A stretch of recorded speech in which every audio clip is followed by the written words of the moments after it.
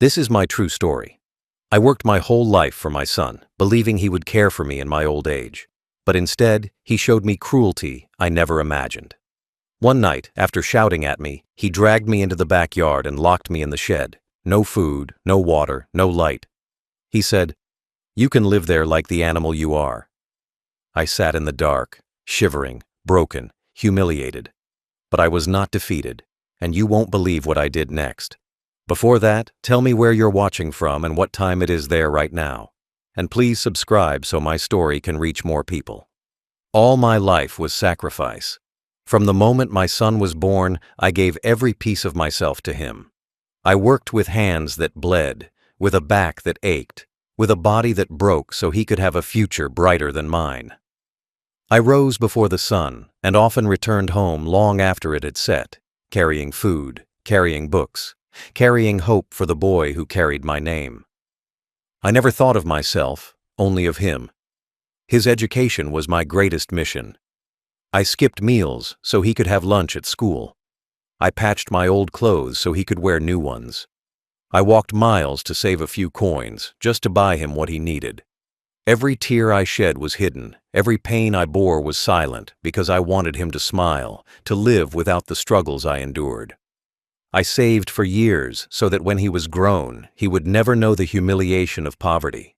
I paid for his college, watching him walk across that stage, proud beyond words, believing I had fulfilled my duty as a father. I even paid for his wedding, standing tall though my pockets were empty, because nothing mattered more to me than seeing him happy. The house he lives in, the very walls that sheltered him, came from my sweat. Every nail hammered, every brick laid, was a part of me. When storms came, I fixed the roof. When winters froze, I kept the fire burning. When life demanded, I answered, all for him. I believed with all my heart that these sacrifices would mean something.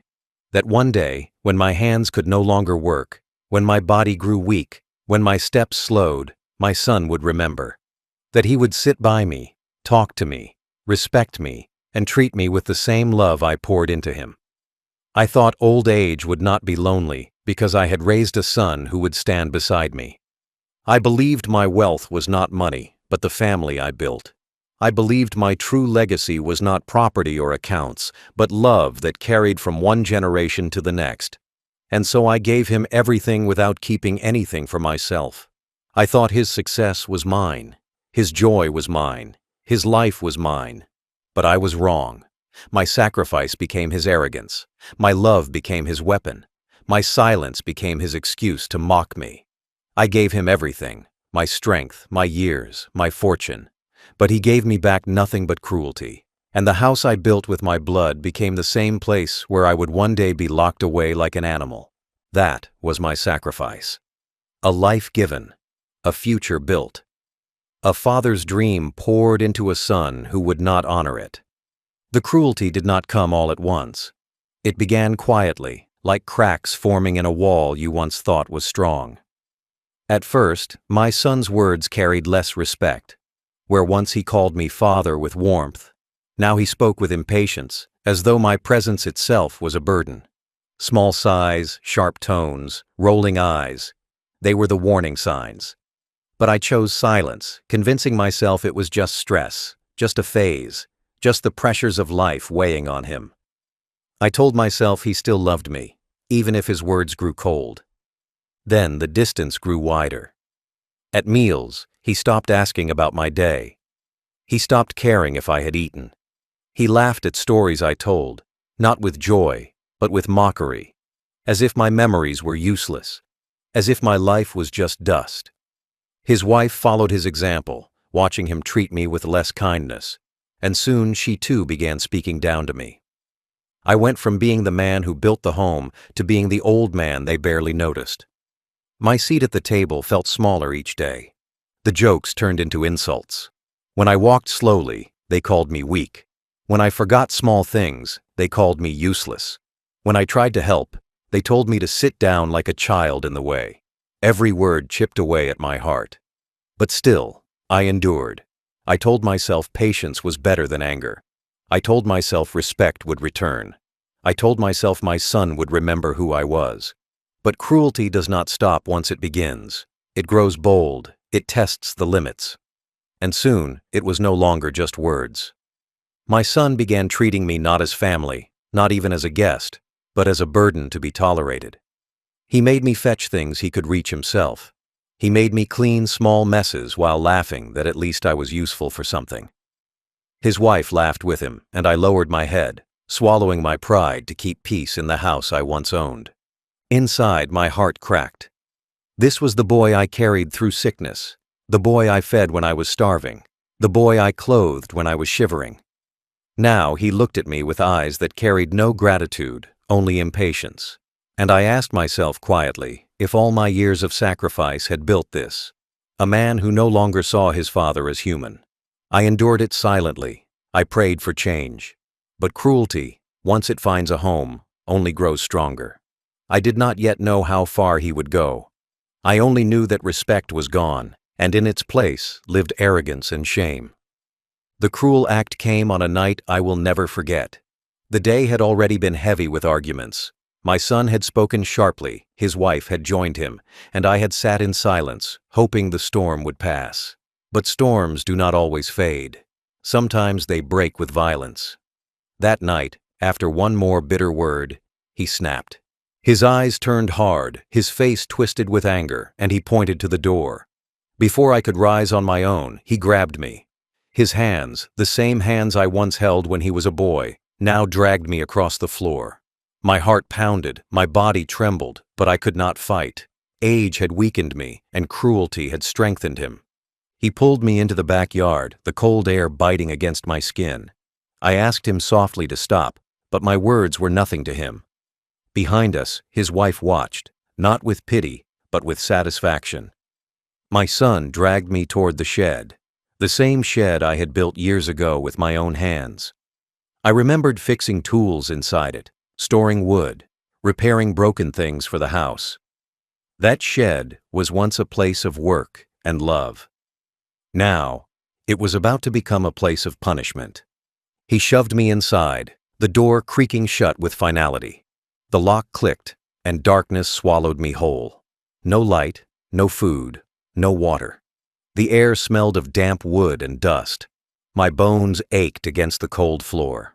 I heard his voice through the door, sharp and cruel. You can live there like the animal you are. Then his footsteps faded, leaving me alone in silence. The humiliation cut deeper than any wound. I sat in the darkness, trembling, listening to the echo of his words. An animal. That was what he saw when he looked at me.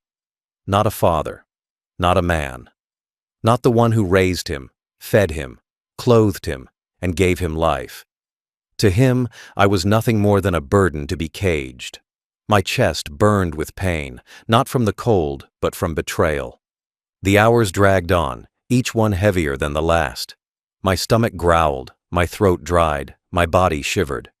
I thought of the years when I worked in storms, in snow, in hunger, so he would never know such suffering. And now, the same boy I protected had locked me away without care if I lived or died. I touched the walls of the shed and remembered every nail I had hammered, every board I had placed. My own hands had built this prison. I whispered prayers into the dark, asking for strength, asking for answers. And slowly, as the night went on, my fear began to change. It turned into something harder, stronger. In that shed, I realized the truth. They thought I was powerless, but they had forgotten who I truly was. The man locked in the shed was the same man who owned the land, who held the deeds, who carried the authority. They had locked me away, but they had not taken my power. The cruel act broke something inside me, but it also lit a fire.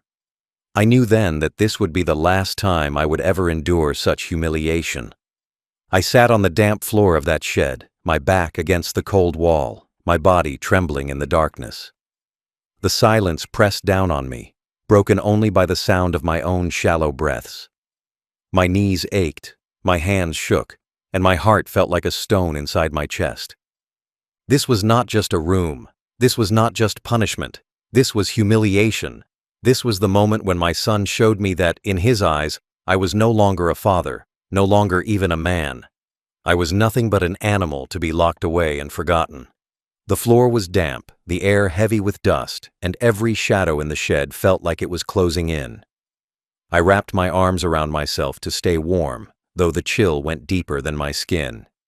It settled in my soul. I thought of the shed as it once was, a place I built with my own hands, a place where tools hung neatly on the walls, a place where I fixed broken chairs, sharpened blades, and kept the family warm by storing wood for the fire. That shed had been my contribution, my silent labor to make life easier for my family. And now, that same shed was my prison. My love had been turned into my cage. Tears rolled down my face, though I tried to hide them even in the dark. It is strange how pride clings to a man, even when no one can see him. I did not want the shadows to see me cry. But my heart broke as memory after memory flooded me. I remembered carrying my son on my shoulders when he was small, his laughter filling the air. I remembered holding his hand when he was afraid of the dark. I remembered watching him sleep, promising myself I would give him a life without fear, without pain. And now, that same boy had dragged me into the dark and left me there alone. The hours felt endless. My stomach twisted with hunger, my throat burned with thirst, and my body ached from the cold floor. But the worst pain was not physical. It was the shame. The thought of being treated like this, not by strangers but by my own blood, pierced me deeper than any wound. I lowered my head and whispered to myself, "How did it come to this?" Yet in that silence, another thought grew louder. I realized something important. My son thought he had reduced me to nothing. He thought locking me in the shed would erase my dignity. But dignity is not given by others. Dignity is held inside. And though I sat there humiliated, I was still the man who had built this family, who had created the roof over his head, who had carried the weight of sacrifice. That truth could not be locked away. The humiliation was real, but so was the fire it lit inside me. I knew then that this would be the last time I sat in shame under his hand. I would not let this cruelty define the end of my life. He had locked me in the shed, but soon I would lock him out of everything he thought was his. As I sat in that shed, shivering in the dark, I remembered something my son had completely forgotten. He thought that by locking me in there, by humiliating me, he had stripped me of all worth. He thought age had made me powerless, that gray hair meant weakness, that silence meant defeat. But what he did not know, or what arrogance made him blind to, was that the real power never left me. The shed held my body, but it did not hold my authority. My son forgot that the man he called an animal was still the master of the house, the keeper of the deeds, the owner of the wealth. The walls around me were cold, but my mind burned with truth. Every property paper still had my name. Every account was still under my control. Every signature required was still mine to give. My son could lock me away, but he could not lock away the law that recognized me. He could mock me, spit at me, cage me, but he could not erase the ink that tied everything back to me. The irony stung like fire. The man who thought I was helpless was standing on ground that only existed because I built it. I thought back to the years of saving, the years of labor, the years of planning. I had secured not only a home, but assets, land, and savings worth more than he ever appreciated. I had protected everything so my family would never be left without shelter, never be left without hope. And yet, the very one who benefited most from my sacrifices was the same one who humiliated me. But here was the truth. He thought it was all his already, but in reality, not a single coin belonged to him without me. He had forgotten how power works. Respect is what earns inheritance. Gratitude is what protects legacy. Blood alone is not enough. I was still the one who could give, and I was still the one who could take. The man sitting alone in the shed was not broken. I was only quiet. Quiet like a storm before it breaks. Quiet like a pen before it moves. Quiet like justice waiting for its time. My son thought he had won. He thought he had caged me like an animal. But the truth was this: he had caged himself. By humiliating me, he had sealed his own fate. Because while he locked me in darkness, I held the light of authority. While he laughed at my silence, I held the voice of law. While he thought he erased me, I was preparing to erase him. The power he forgot was not in fists or in anger. It was in the simple fact that everything he believed was his future still rested in my hands. And soon, those hands would sign his future away. When the door to that shed finally opened, the night had already stolen its hours from me. My body was weak, my clothes damp, my dignity bruised. But inside me, something had shifted. As I walked back into the house, silent and unnoticed, I carried not shame, but resolve. That night, in the darkness of the shed, I made my decision. No more silence. No more tolerance. No more believing that time or patience would heal what had already been shattered. My son had crossed a line from which there was no return, and I knew in my heart what I had to do. I lay awake in my bed, staring at the ceiling, hearing his laughter echo in my head. The words he spat at me, like an animal, stabbed deeper than knives. I thought of every sacrifice, every year, every tear I gave to him, only for him to lock me away like trash. And as I thought of those things, my heart hardened. He was no longer the boy I carried on my shoulders. He was no longer the son who once looked at me with love. He had become a man filled with arrogance and cruelty, and I would not let such a man inherit my name, my wealth, or my legacy. The decision was not made in anger, but in clarity. I realized my duty was not to reward cruelty. My duty was to protect what I built, to give it meaning beyond his selfishness. If he saw me as an animal, then he had lost the right to call me father. If he could lock me in a shed, then he had lost the right to hold my inheritance. A son who treats his father with such cruelty is no heir. He is nothing. So I decided two things that night. First, I would strip him of everything he thought was his. His name would be erased from my will, from my property, from every account and every deed. He would have no claim, no right, no future under my legacy. Second, I would not let his cruelty go unanswered by the law. What he did to me was not just disrespect. It was abuse. It was crime. It was the act of a man who believed he could break the old because of his strength. The law exists for justice, and I would use it. The decision burned inside me like fire. I would give my wealth, not to him, but to strangers who understood gratitude. I would give to charities, to orphans, to those who valued what little they had, instead of spitting on what was freely given. My millions would feed the hungry, clothe the poor, build homes for the weak, but it would never again feed the arrogance of my son. That night, for the first time after years of humiliation, I slept with peace in my chest. My son thought he had caged me like an animal, but he had only freed me from the illusion that he still deserved my love. My decision was final. My legacy would not be his. My justice would not be silent. The morning after my decision, I rose with a body still aching, but a mind clear as glass. My son thought he had broken me in the shed, but what he did was awaken me.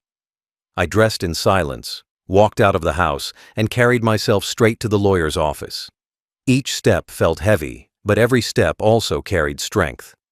This was not the walk of a broken man. This was the walk of a father who was ready to end years of humiliation. When I arrived, my lawyer looked at me with concern. My face was pale, my clothes still carried the smell of damp wood, and my hands trembled. But my voice did not tremble. I told him everything, how my son had dragged me into the shed, locked me away like an animal, and laughed at my suffering.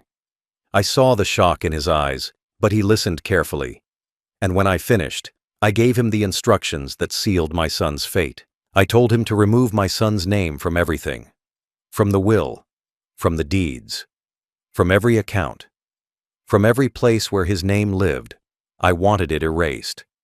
I told him I wanted strangers to take his place, not just one, but many, charities, orphanages, homes for the poor, shelters for the weak. I wanted my wealth, every piece of it, to go where it would matter. Millions that he thought would build his empire would instead feed the hungry and clothe the forgotten. My sacrifices would no longer reward arrogance. They would heal wounds. The lawyer worked swiftly, preparing papers, sliding them across the desk. My hand shook as I signed, but not from weakness. It shook from the weight of finality. Each stroke of ink was a cut, slicing my son out of my bloodline. Every signature was justice on paper. By the end of that day, he no longer had any claim to me, to my wealth, to my legacy. He was erased, but I did not stop there. My second step was to protect myself with law. I asked my lawyer to guide me in filing charges for elder abuse. My son thought no one would believe me. He thought the shame would keep me quiet. But I had my truth, and I had the courage to speak it. The shed where he locked me became evidence. The bruises on my arms became proof. My words, once silenced in the house, now carried weight in the office of law. By the time I left the lawyer's office, I was no longer the man who walked in. I was lighter, stronger, freer. My son had taken my dignity and tried to bury it in a dark shed, but I had dug it out and sharpened it into a weapon of justice. He would soon learn that the man he mocked, the man he caged, was still the man who held the pen, the law, and the future. The execution was not a scream. It was not violence. It was ink on paper. It was the quiet power of a father taking back everything he had given. And by the time my son discovered the truth, it would already be too late. After the papers were signed and my son's name erased from everything, I knew my work was only half done. Taking away his inheritance was justice for tomorrow, but I also needed justice for today. What he did to me was not only humiliation, it was crime. He dragged me, locked me in the shed, left me without food, water, or light.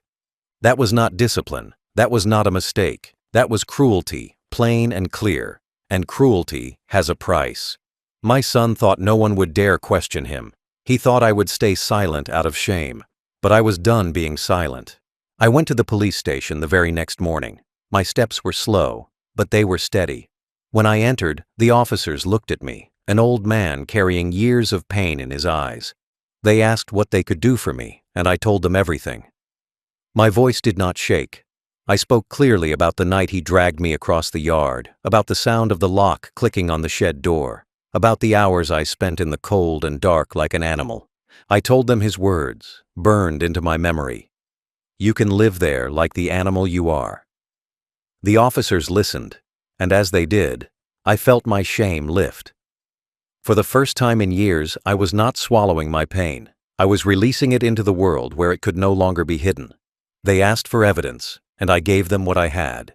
The bruises on my arms from his grip, the marks on my clothes from the damp floor, even the shed itself, still carrying the smell of mold and the scrape of my hands against its walls. The officers wrote everything down, their faces hard with anger at what they heard. One of them looked me in the eyes and said, "You did the right thing coming here." And in that moment, I felt something I thought I had lost forever, dignity. The police began their work quickly. They told me they would question him, that they would not let this go ignored.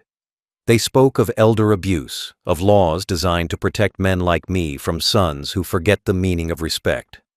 My heart was heavy, but it was also strong. I had carried humiliation for too long. Now I was carrying justice. When I left the station, the sun felt different. The world felt lighter. My son still thought he had me under his control, still thought his cruelty would remain locked inside the walls of our home. But soon he would hear a knock on the door, not from me, but from the law. He would see men in uniform standing where he once stood with arrogance. He would feel the weight of his actions, not from my silence, but from justice itself. The call to justice was not just about punishment, it was about truth. It was about standing up, even when broken, and saying, "This is not how a father should be treated." I gave him life, and he gave me cruelty. Now I gave the world the truth, and the world would answer for me. The fallout came faster than my son ever expected. He walked through the house with the same pride, boasting to his wife about the fortune he believed was waiting for him.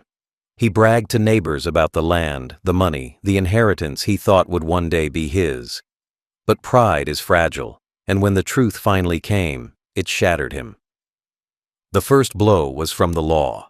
Police officers arrived at the door, not with respect, but with questions.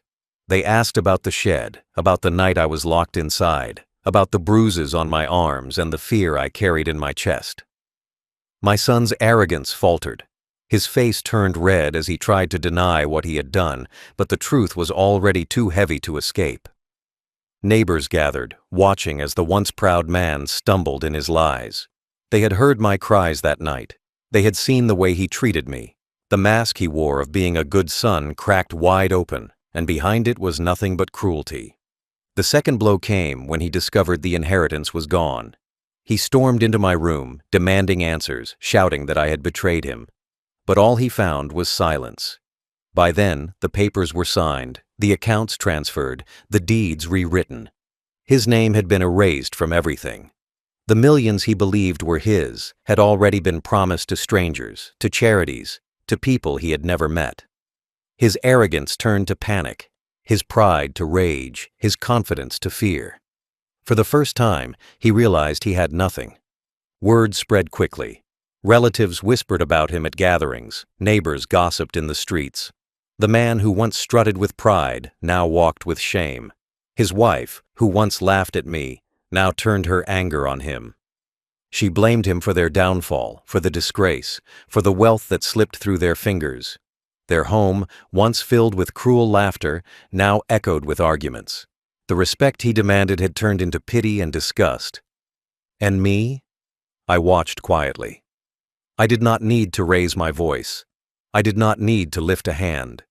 Justice was doing the work for me. The police questioning him, the neighbors turning away, the wealth he lost. These were punishments more powerful than anything I could have done myself. He had thought himself untouchable, but he learned that cruelty leaves scars not only on the victim, but on the one who delivers it. The fallout was heavy. He was left with nothing, no money, no legacy, no respect. The man who locked his father in a shed was now locked in a prison of shame. He had made me live like an animal, but now he lived like an outcast. For me, the fallout was peace. For the first time in years, I felt the weight lift off my shoulders. I was no longer chained to his cruelty. I had chosen truth, chosen justice, chosen to give my legacy to those who valued it. And in that choice, I found freedom. Grandpa's justice was not loud. It did not come with fists, with shouting, or with anger. It came quietly, like the turning of a key, like the stroke of a pen, like the truth finally stepping out of the dark. My son had locked me in a shed like an animal, but in the end, it was he who was locked out of my life forever. I did not give him another chance. I did not allow him another excuse. I erased his name from my future, from my wealth, from my bloodline, and I gave everything he thought was his to strangers who would value it. The charities received millions, the orphanage gained enough to feed children for years, the shelters gained beds, food, and warmth for people who had nothing. Every coin, every dollar, every acre of land that he had counted on was now gone from his hands. I built my life with sacrifice, and I decided that sacrifice would serve people who knew pain, not arrogance. I gave my legacy to those who would respect it, to those who would whisper prayers of thanks instead of spitting insults at me. That was my justice, turning his greed into kindness for strangers. But I did not stop there. I called the police and told the truth of what he had done. The shed where he caged me became evidence. The bruises on my arms became proof. The silence I once carried became a voice the law could not ignore. And soon, he faced what he feared most. Not just the loss of money, but the weight of justice. Elder abuse, they called it. Cruelty, they named it. Crime, they recorded it. The son who thought he was powerful now stood powerless in front of the law. Neighbors who once believed his lies now turned their backs. Relatives who once respected him now whispered about his disgrace. His wife, who once laughed at my humiliation, now lived in bitterness, watching the walls of arrogance crumble around them. My son, who once thought himself a master, became the man everyone pitied and avoided. His downfall was not just loss, it was shame. And me? I walked away. I left the house, the land, the pain behind. I found a small place of peace, a place where people spoke to me with respect, where no one locked me in the dark, where I was not an animal, but a man again. My final years became my own, free from cruelty, free from humiliation. I lived surrounded by dignity, by strangers who treated me with more kindness than my own blood ever did. Grandpa's justice was not revenge, it was balance, it was truth. He locked me in a shed, so I locked him out of my future. He tried to make me live like an animal, so I made him live with nothing but shame. He thought he would inherit everything, but I gave it all away to people who never betrayed me. In the end, I whispered to myself, he locked me in the shed like an animal. I locked him out of my bloodline, and I gave everything to strangers who turned my pain into hope. That was justice. That was freedom. That was my story.